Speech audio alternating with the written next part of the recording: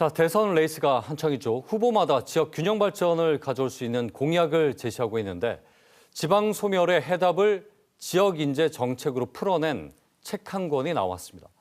이 책을 쓴 경성대 경제금융물리학부 김종환 교수 저희 스튜디오에 모셨습니다. 예, 교수님 어서 오십시오. 네, 안녕하세요. 자, 정치권을 비롯한 모든 우리 사회가 청년에 주목하고 있습니다. 네. 뭐 수년째 그러고 있습니다. 네네. 청년들이 어떤 생각을 하고 있느냐, 또 청년들이 뭘 얘기하느냐, 청년의 주목을 해야 되는 이유, 지금 시기에 어떻게 찾을 수 있겠습니까? 예, 청년은 뭐 어느 시대나 이 미래를 짊어지고 나가는 희망의 세대라는 점입니다. 우리가 특히 이 시대에 주목해야 되는 것은 도시와 관련해서 도시의 번영은 예. 언제나 청년이 머물고 싶어하고 청년이 넘쳐나는 도시여야 됩니다. 그리고 도시에 청년이 떠난다라고 하는 것은 바로 청년이 떠남으로 말미암아서 도시가 쇠퇴한다라고 볼 수 있습니다. 네, 그런 측면에서 청년에 주목해야 된다라고 말씀드릴 수 있겠죠. 그러면 그 청년은 우리가 소위 뭐 미래다라고 얘기하는데 예, 도시 존재의 그 근간이라고도 할 수 있겠군요. 그렇습니다. 청년 존재 자체가. 도시의 미래를 예. 예견할 수 있는 그런 그렇군요. 척도다 이렇게 네네네. 볼 수 있겠습니다. 이번에 책 제목이 지역 인재 정책입니다. 네, 제가 처음 이 책을 봤을 때 아주 직관적이고 또 직설적이다라는 생각이 들었어요. 제목부터. 네, 네. 근데 뭐 지금의 상황만 담고 있는 건 아니라고 들었습니다. 잠깐 설명해 주시죠. 네, 뭐 이 책은 뭐 저 혼자 쓴 게 아니고요.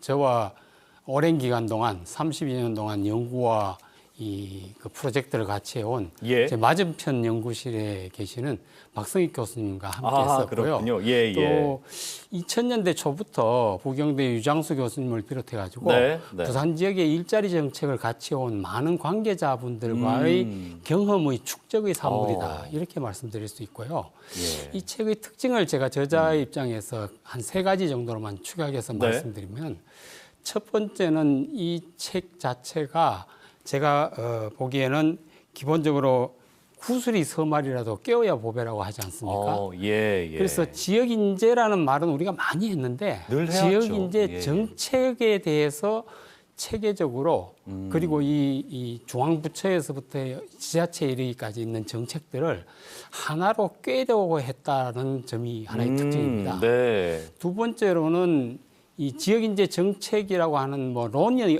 이제까지 그렇게 없었는데 예. 저희들이 그 경험의 축적을 통해 가지고 5개 영역으로 지역인재 정책을 나눴습니다. 네. 지역인재 이식 정책, 지역인재 그 유치 정책, 예. 그다음에 육성 정책, 양성 정책, 네. 집적 정책으로 나누어 가지고 그걸 체계적으로 정리했다는 의의가 있고요. 예. 마지막으로는 이 지방 소멸과 관련해 가지고 이 지역인재 정책이 그냥 여러 개 이 지방 소멸의 대책 가운데 하나가 아니고 그 해법의 실마리가 될 수 있다는 것을 강조했습니다. 지역 소멸의 해법을 여기서 한번 찾아볼 수 있다라는 말씀이시죠. 그 첫 단추가 돼요. 첫 단추가 돼야 된다. 네.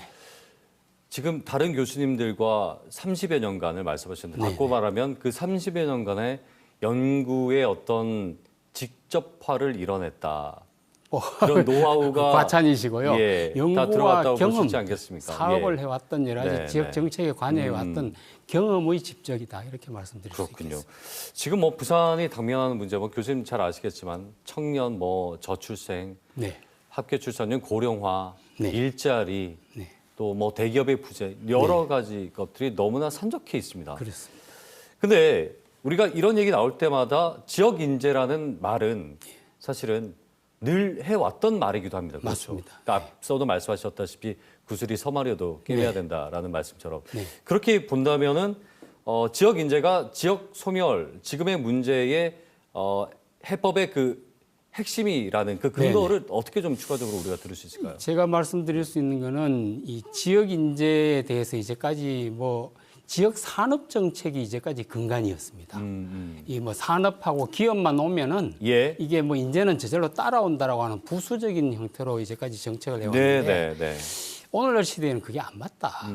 지역 인재라고 하는 것이 우선이 되어야 되고 예. 지역 인재가 우리 지방 소멸의 가장 중요한 지표다. 네. 예, 그런 지표들을 저희들이 실태를 분석을 했고요. 예, 그 예. 분석의 결과 지역인재 정책은 마치 우리가 여러 가지 지방 소멸을 위한 저출산 고령화 대책이 여러 가지 있지 않습니까? 예. 그 중에 하나가 아니고 이 밑빠진 독에 물 붓기가 있지 않습니까? 네네. 이게 밑빠진 독에서 지역인재 정책은 그 밑을 메우는 역할을 해야 된다. 예. 이렇게 최우선 정책이어야 되고 그 밑을 메우지 않고 다른 정책들을 넣어본들 무슨 소용이 있겠습니까? 예. 그런 그러니까 의미로 네. 저희들이 이 저수를 냈다. 지역 인재를 모든 것을 다 막아낼 수 있는 네네.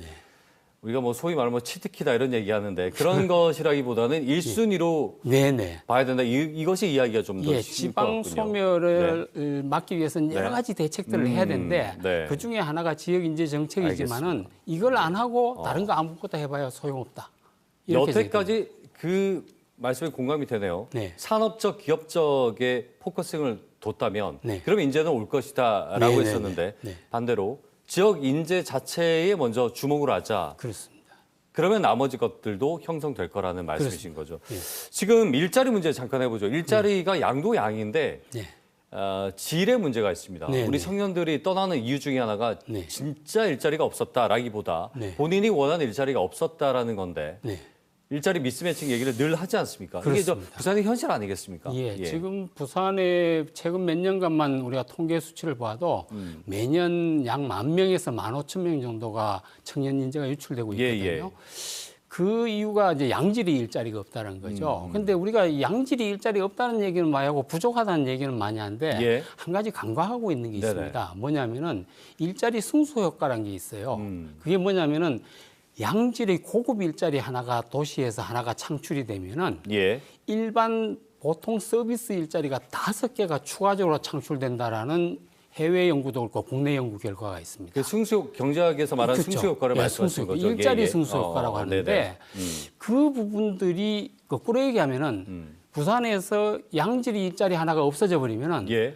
일반 서비스 일자리 5개, 6개가 날아간다는 거예요. 아. 그게 얼마나 중요하냐, 양질의 예. 일자리가. 그냥 하나의 일자리가 아니라는 거죠. 그래서 R&D 고급 양질의 예, 일자리를 우리는 부산시는 더욱더 적극적으로 추진을 해야 된다. 그 연쇄적인 산업의 이게 체인들 네. 플러스로 우리 얘기할 때 네, 중추적인 산업 하나가 빠지면 연쇄 그렇습니다. 똑같은 원리군요. 일자리도. 그래서 첨단 일자리라든가 이런 것들이 중요한 이유가 네. 바로 거기에 있는 거죠. 교수님 책 중에 보면요. 그 일반적으로 청년이라고 하는 네, 네. 부분을 넘어서 이제 MZ 세대를 네, 네, 콕 집어서 말씀하신 부분이 네, 좀 네, 눈에 띄더라고요. 네. 그러면은 모든 정책들이나 사회 전반의 모든 것들이 그들의 생각을 절대 외면해서는 안 되고 네. 유연해줘야 된다는 거예요. 네, 여기에 대한 네. 말씀 좀 해주시죠. MZ가 얼마나 중요하냐면은 오늘날 청년 세대가 MZ지 않습니까? 예. 저희들이 산업화 시대의 청년은 아까도 말씀드렸습니다만은 그냥 허허벌판의 산업단지에 대기업 들어오면은 인재들이 몰려왔습니다. 그렇죠. 뭐 직주라고 우리가 얘기하는데 주거 오락 필요 없었습니다. 직장만 있으면 왔습니다. 찾아갔죠. 지방대학에서 그것도 지역 인재를 키워서 공급했는데 네. 지금 MZ 세대는 4차 산업혁명 시대 MZ 세대는 그게 아니란 거죠.